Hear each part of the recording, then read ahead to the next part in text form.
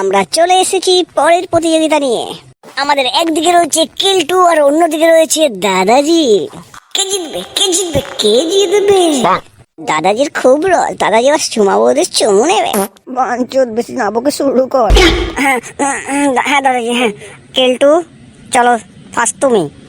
গাড় মারিয়েছে বাড়া, এই বড়া বুড়োর সাথে আমার এবার কিস্তি প্রতিযোগিতায় করতে হবে। বাবু চুমু তো আমি নেব। কেলটু স্টার্ট করো। দাদু তোমার কি দাঁড়ায়, মানে তুমি কিস্তি প্রতিযোগিতায় এসছো, তুমি দিদিমার গাড়ে গিয়ে আঙ্গুল বুঝাবুঝি করো। খানকি ছেলে কেলটু, এখনো কথা বলতে শিখিসনি? দুবার আর তিনবার করে যদি আটকে যায় কথায়, তাহলে কি জিতবি?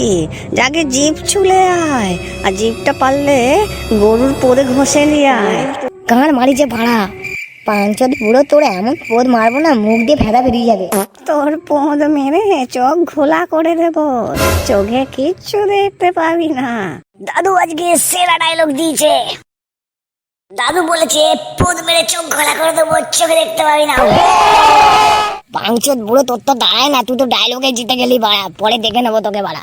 দ্বিতীয় প্রতিযোগিতা এখানে এসে চলো। জিত হার এখন কিছু বোঝা যাবে না, জাজেসদের পয়েন্ট দেওয়া হয়ে গেছে। আর আমাদের এখনো প্রতিযোগিতা বাকি আছে, তোমরা সাথে থাকো।